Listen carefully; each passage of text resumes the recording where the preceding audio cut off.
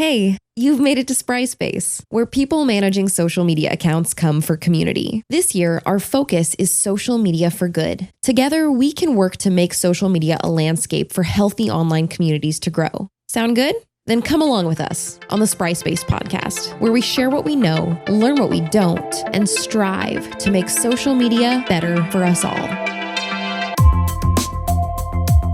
Hello, everyone, and welcome to the Spry Space podcast. I'm Lacey, and today I have Miss Adrienne here with me. How you doing today, Adrienne? I am doing great.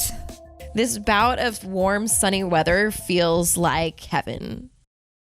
It really does. And I was actually talking to somebody today about they have recently moved to the PNW from the South, from Florida, and we were talking about how funny it is when the sun comes out in the Pacific Northwest and it's still like 50 degrees, yes, but people are like lose their minds, swimming in the river. Yes. They've got their bathing suits on, they're ready to go. And it was, it's funny. So many cargo shorts are out. Oh, yeah. Yeah. It's basically 60, summer now. We hit 60 and I'm in shorts and a sweater, just willing the summer to come, just willing it with every ounce of my power. Yeah. Yeah. It's pretty funny. So it's so nice because if you all have not experienced the wintertime in the Pacific Northwest, man, it is just dark and sad. And so the light is just so joy-bringing, which brings me to my opening question, which is, tell me a piece of social media content this week that brought you joy. Oh, well, it was Selena's birthday. So Selena, the Tejana singer who was murdered back in 96, I believe. It was would have been her 50th birthday this week. And so I love her, and my feeds have been flooded with the, you know what's funny when you follow certain hashtags, or like the algorithms have figured out you like certain hashtags, and sometimes you don't see anything from those hashtags for like a while, and then all of a sudden something will happen, and then you're just getting a bunch of content around something. And so I've just gotten a flood of Selena art and content, and it makes me really happy, and just, I don't know, just thinking about what a great artist she was. And yeah, so that's making me happy. Well, good. I love to hear what brings you joy. So we are a few weeks into April now. We're cooking along. Man, we're more than a quarter into 2021. We're fully in quarter 2 for 2021. This is wild. And so we're continuing with our Earth Month focused content. And so today, Adrienne and I wanted to talk about social media, the Earth, and you. So basically, how are you using social media when you're interacting with the Earth? How can you do it more responsibly, et cetera, et cetera. So the first point that I want to lead us into is around location tagging. So can you talk to me a little bit about the idea of location tagging and how that fits into Earth Month? Yeah, well, first of all, let's just talk about location tagging and how great it is. Mm-hmm. So it's great for certain reasons that, marketers or people that are bloggers or, anybody on the internet. It's really great for businesses, brick and mortars, restaurants, when you're going to Disneyland and you want to share with your friends and you tag the location, everyone is like, oh man, that's awesome. Location tags are also really great, if you have a product or service, and if there's a very popular location tag, for instance, Disneyland, let's just use that, and you tag yourself on Disneyland, and then that now your photo will show up in a bunch of people's feeds because many people probably follow that tag. So location tags are, first of all, great because they're kind of another form of hashtag. Yes. So definitely makes content indexable, searchable, followable, right? So can bring traffic to your content. So absolutely. Very good for many reasons. Right. So with that being said, there are some considerations for using location tags. And this question has come up with the use, as people go outside and explore, the world around them. They go on hiking trips or backpacking trips, or go to state parks or go to national parks, and or you go off into, I know some people will do go bushwhacking, and depending on what where you are in a state, what state or national park or wilderness area that you're in. There's just a lot of places that you can go, and you can tag yourself in them. Now, a classic example of this and how it goes wrong is a few years ago. It was in the news that California has these poppy fields, or a place in California where there's tons of wild poppies. And there were influencers that would just flood this location and have photo shoots with the poppies. And with the magic of photography, you can always get the good shot where there's nobody in the background and it looks fabulous. And you could see it in the feeds. You saw certain bloggers with everyone was in the poppies. And there are lots of considerations. First of all, are they being responsible? Are they staying on the trail? Probably not. Are they littering? Are they are they carpooling? Are they being responsible? Like, what are they doing? And how are they treating the earth? But since they're tagging, then that means everyone else can go there. And you see this with lots of other locations, like in Washington State, they have the flower tulips are blooming right now. And this is, of course, private property. But still, once you tag a place, it's kind of unleashing the crowds. It's like, do you want to share where you are or not? What I was thinking of just now is, like, it's one thing when a piece of content goes viral, right?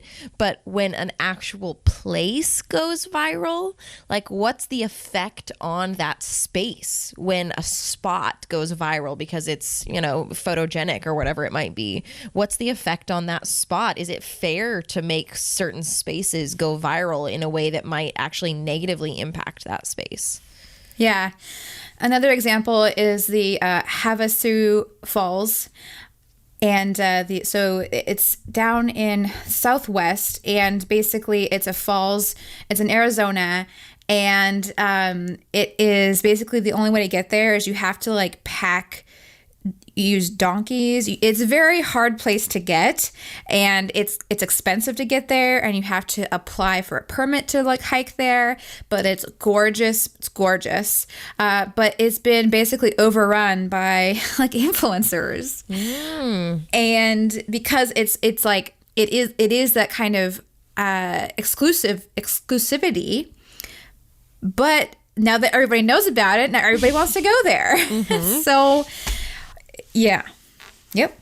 So that almost ties in kind of similarly to somebody who you and I both follow, who the account is called Indigenous Women Who Hike. And she talks, the creator of that account, they talk about sacred native spaces that a lot of times people are disrespectful unknowingly or knowingly, showing up to spaces that really are sacred spaces and standing on top of things that they shouldn't be standing on top of, and carving, initials into things they shouldn't be carving initials into. And so that's a thing to consider too, is these sacred spaces that we may or may not know about, and trying to be so mindful and respectful of those spaces. So I know from my perspective, I've learned so much following that account. And if I were going to be going out hiking into a space, I would check and do some research beforehand to know if there are considerations that I should be taking from a Native and Indigenous perspective. Right. And putting the work in to learn about the people who were there first, and it's their land, and it's actually Indigenous Women Hike. Oh, perfect. Thank you. Yeah, that's the at, but yeah, and and just acknowledging that, we live in a country that has a certain government. We live in the state of Washington, but, you can also tag what land you are on, whose land you are on. You can do that too. And then this reminds me of what Joe said in 2 podcasts prior is, he said that the moment you wake up, you're in a sacred place. So, anything, it's kind of just like respect. It's kind of like, when you're in a city and you're going into somebody's home, you don't just like go stand on their couch and be like, take a picture of me on this person's couch. You don't just do that, and people, I think, because people haven't been raised with the respect for nature at all, they see the nature as like wilderness and it's empty and they can do whatever they want in it and free for all, when it's not. It's someone else's home. It's the animals' homes. It's, the trees, it's their home. It's just like you wouldn't. Yeah, it's just kind of like the respect factor. And you can do it. There's a way to do it respectfully and share on social media what you're doing. But, you can also, when you're on social media and you see somebody not being respectful, tell them. Be like, hey, that's, you shouldn't be doing that. Like, that's disrespectful to the people in the place. So, yeah. Do some research, do some learning. The next thing that you want to talk about, which I think is super interesting, is these leave no trace principles. So this has a lot to do with actually how we interact with the earth when we are out, connecting with the earth in some way, be it hiking, be it camping, etc. And often we're posting about it while we're out there. But, give us some of the high level looks at what these leave no trace principles are. Yeah, I wish people would do leave no trace just for regular life. But like in real life. It's good. It's good advice for going out into the world. So number 1, plan ahead and prepare, which is what we were just talking about. Before you go somewhere, maybe do some research about the people and place that you're going to. Number 2, travel and camp on durable surfaces. So this is about, the problem with the poppy fields is that, once you trample those plants, it's not just like they're just going to come back up the next season. You don't know. Your mom isn't going to go and replant those poppies after you. They're wild. You don't know when they're going to come back. So there's a lot of like delicate ecosystems that you can mess up if you decide, I'm just going to go put my tent somewhere that has a good view angle. Yeah, that's just educate yourself on where you're going. Where can you camp? What is going on? No matter, the state parks or wherever you're going to go, they're going to have guidance on that. So do your homework. Dispose of waste properly. So, for obviously take your garbage out. When you're backpacking, what this looks like is when you go to the bathroom and you use your toilet paper, you better have a way to take that out with you. Like, it's serious. Like, that's what you do. And if that's gross to you, then don't go backpacking. I like it. And then leave what you find. Don't be picking the wildflowers. Don't be grabbing different seeds or, it's tough. The pine cones and all the cool things. The problem is that, when you grab something from one ecosystem and you drive across the country with it and you leave it somewhere else, that could then be an invasive species. There's just so many considerations with the ecology. Does this mean that I should stop collecting sticks? I have a stick problem. You do have a stick problem. Yeah, sticks are really cool.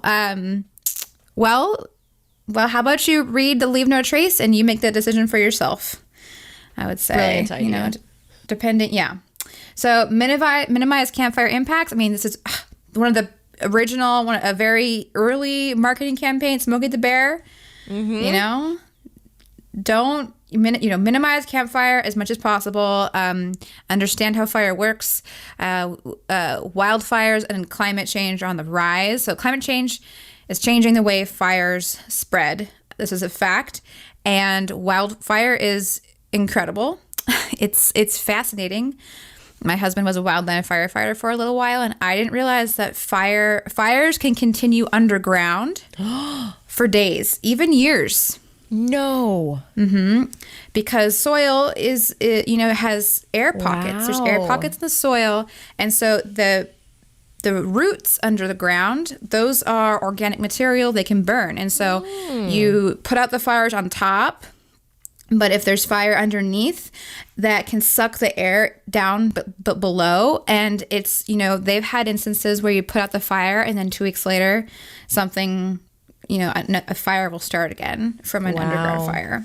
Yeah. So fire, being aware of what causes fire before you go camping, depending on where you're going camping, this is another thing. Like, you're planning all these amazing trips. And, for instance, going to California in September, check on the air quality, check on, do you have your brakes? Are they good to go? So many brakes have started Really? wildfire. Yes. I didn't know that.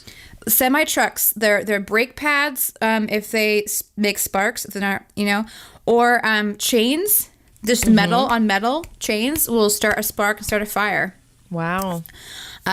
So, we have all these fun, exciting plans and then, you never know. So there's that one. The next one is huge. So respect wildlife. This is another one that's very transferable. A huge problem on social media. You'll see people feeding animals and then taking photos or videos of them. And you really you should not be feeding the animals. Just don't feed the animals. Don't do it. You see people in Yellowstone, trying to get the buffalo. No, it's just, again, it's not your house. It's not your place. Don't do it. Do what reminds me again with I feel like we've referenced Joe from his podcast every time since we've had him on, but I guess it's only been twice, but I feel like I'll still keep doing it after a while. But he talked about how we're all brothers and sisters, and so, yeah. I mean, are we viewing ourselves as a respectful visitor in their land, or are we viewing ourselves as we are above and we are over and we, we'll do what it takes to get close enough to get the picture. It's just important questions to be asking yourself as you're going out and trying to explore and experience that sense of awe. Totally. Yeah. And then the last one is be considerate of others. And I mean, that's again, this is a great tip to take away to regular life. I agree. The last point that we've been thinking about on here is kind of interesting, probably something that you wouldn't have thought about if you haven't experienced anything like this before, but it has to do with fundraising. So, Adrienne, you and I have both been working on a couple of projects that have to do with fundraising, and specifically fundraising around the pandemic, but can also be very transferable to natural disasters. So there are fundraisers that pop up when natural disasters happen. And, we are always so moved as people emotionally to help others when they are in a time of need. However, we have to actually put in some real work and research into making sure that we are donating to the right or official type organizations. So talk a little bit more about that. Yeah, a couple of examples are Hurricane Katrina, when that disaster struck, and then the BP oil spill. And those are two examples of when those happened, nonprofits, fundraisers, GoFundMe's, all of these accounts popped up raising money for one reason or another. And the fact of the matter is that not all of that money went to the actual disaster. So I feel like people, especially because of climate change, and because I think even if you're a climate change denier, you still, like, under your skin, I think really know. There's some guilt that people are like, oh, the oil spill, I'm gonna donate, because it floods in, that this money floods in, and part of me is like, why don't you spend this money? Why don't you do this beforehand? But whatever. Anyway, so you can capitalize off of the guilt and the emergency and the accident and all this, and just rake in money. And at the end of the year, when people go to do their taxes and they call and they realize, oh wait, I donated to actually not a real 501c. So and Facebook actually has quite a few policies in place, so that if you do want to take in donations, you do have to verify that you are a 501c. So, if you're fundraising on Facebook or donating on Facebook, you still should do some research, but there are some, there's some anti-fraud pieces in play on digitally. However, I would say that as marketers, Lacey, you and I know that marketing can be used for bad. Mm-hmm. And people can pull the wool over your eyes. So it's really important to, whenever you want to donate, there's a social media fundraiser going viral, dig in and see who's funding it, who started it. Is it an actual nonprofit? Do a little bit of research. And then if you can, maybe donate to an actual official channel. And that will often be verified with a blue check mark on social media. I think it's important. So, this is in regards to fundraising specifically and choosing who you fundraise for. But during times of natural disaster too, we have to be very mindful of what content we share as well. With the same idea, is it coming from a more official account? Because it's so easy, especially on, I would say even especially on Instagram too, if someone's created a reel, it's really easy to share, right? There's a share button right there that you can share very easily, but the actual branding is kind of hard to find. Like, who is this actually coming from is actually pretty small and in a corner. And so before we share, especially any information that is proposing, is acting like news, it's important that we look at the source, right? Go to the profile, look through and see, oh, this is actually just a profile about pop culture with a bunch of shared content that's been aggregated from other places. Okay, so maybe I could just go to the original place that shared this and share the original instead of sharing this knockoff that's used on an account that is just takes viral content and shares it at opportune times. So similar idea there. Yeah. Yeah. If you want to, be eco-conscious and save the world, just got to be a little bit aware. Mm-hmm. A little bit more extra work we have to put in. Yeah. That's and everybody does. I mean, everyone does. I try to. I'm not perfect. Nobody will ever achieve perfection. You got to wake up every day and try for it. Mm-hmm. Okay. So today you get to ask me the last closing question. I do. So, Lacey, how has your relationship with social media been lately? Okay. I feel like 50% of the time I'm doing good. I've got really great boundaries and I'm not staying on too long. And, my phone is plugged in the other room at night and I have a nice balance of creation and consumption.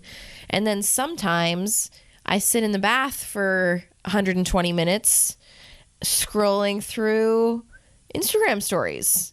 And I'll close. I don't know if you do this. I'll I get tired of Instagram after, 15, 20 minutes and I'll close it and I'll send somebody a text message and then I'll just immediately open it back up again. Yes. And I'll do it again. Yes. I'll do the 20-minute thing and then I'll close it because I'm tired of it. And then almost out of habit, I just open it back up again. Isn't it wild how our brains are like, oh, I've been on here too long. Okay, I'm going to go do something else. And then you go do something else for 2 minutes. Yes. And then your brain goes, oh, you probably missed something. We gotta go see. Gotta go see what happens. And then I still it still takes me another 20 minutes to wake back up again to like, I've looked at every story of anyone I care about that I've followed. Who even are the rest of these people? Like, where's this person been? I'm following this person? Yeah.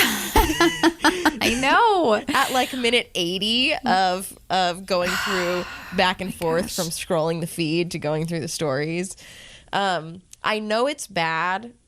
It's the worst when, like, I've got my phone plugged in for the night, right? It's plugged in. It's in the other room. And I'm, like, doing my last couple things on it before I leave it and go to bed. But, like, I'm, like, standing in the kitchen and I put my elbows on the counter. Or the worst I had the other day was I propped my head against the cupboard. Oh, no, Lacey, no. Like, I'm just holding my weight with my head against the cupboard, and I'm scrolling, and my posture is getting further and further down towards the table.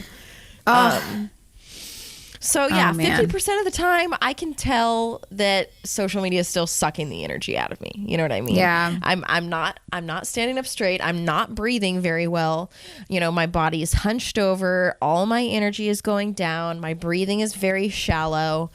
Yeah. And my impulse, I don't control my impulses very well. I would say a good 50% of the time right now. So man. Well, my kids have had to pull the phone out of my hands a few times recently too. That's always an interesting situation. Recognizing it and admitting it is the first step, right? Yeah. This whole healthy digital habits is really just a ruse for me trying to get better at my own digital habits. Let's teach everyone else so that I can start to breathe a little bit of this into my own life. You know what? The best teachers are the ones that keep on learning and who aren't perfect at things, right? Mm-hmm. You know, that makes sense that we're the ones to teach it because we're the ones that need it the most. We do. At least I do. Yeah, I mean, we do. We really do. Yeah. There's so being a social media manager you have to be such a good manager of your time and your energy. Mm-hmm. You have to be the master of it. It is very, you have to really know yourself or else you will just get sucked into these loops of... With your forehead against the cupboard standing, but really not standing because your weight is being held against the counter. Yeah, that's what we're doing. Yeah. And, you know, it's kind of funny because I was talking to another social media manager about this and she was feeling a little bit burned out. Similar, you know, just get sucked in. But you have to be on social media because it's your job. You know, like half of the loops that I get sucked into are because I'm working and then I do what I need to do for a client.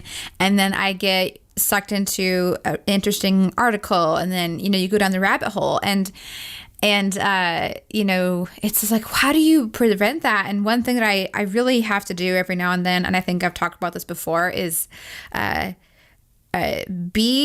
unfollow, unlike, unfollow anything that is your candy, right? It just go at it. And, you know, honestly, if it's something that you really like, you're going to find it again and then you're going to follow it again someday. Mm-hmm. But, you know, because, you know, you log into Facebook to do work for a client and then you see this, like, you know, your ex-boyfriend pop up and you're like, oh my gosh, you got to see that. What's going on here? Mm-hmm. You know, or for example, you don't need that in your life. You don't need those reminders in your life. So unfollow, unfriend, just be zealous about it. There you go. I like it. I'm down. Okay, well, I appreciate your time, of course, as always. Those of you listening, we're so grateful for you as well. We have one specific ask that we've been trying to get this month, which is if you have any kind of earth-focused social media accounts that you follow, we would love to hear about them. So you can either send them, you can DM us on Instagram. We've got posts on both channels on Facebook and Instagram over the last couple weeks that are asking this question, or kind of the hub of us trying to get answers for this question. So if you have any accounts that you follow that make you feel connected to the earth, that honor Earth Month in some way, that bring you a sense of awe and wonder of the world around us, we would love to hear about them. We'll curate them and get them all put together and make a nice little list to share. So whatever you do, we hope that you keep learning, okay?